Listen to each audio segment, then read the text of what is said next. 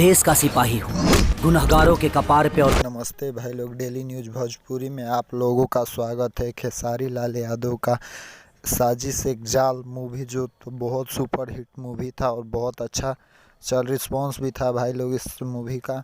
देखिए अब इंटरटेन रंगीला YouTube channel पर उपलब्ध हो गया है। जिस भाई को भी देखना है देख सकते हैं।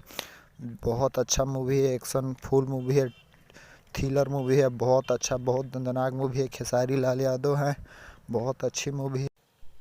इस मूवी के स्टार कास्ट में खेसारी लाल यादव, सुरभि शर्मा, पूजा गुगली हैं, जो बहुत अच्छी मूवी बनी है खेसारी लाल यादव जी की और बहुत अच्छी मूवी भी है।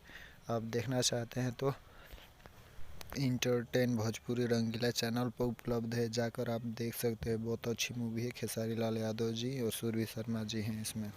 खेसारी लाल यादव का न्यूज़ देखना चाहते हैं इस चैनल को लाइक एंड सब्सक्राइब और शेयर कर दे भाई लोग।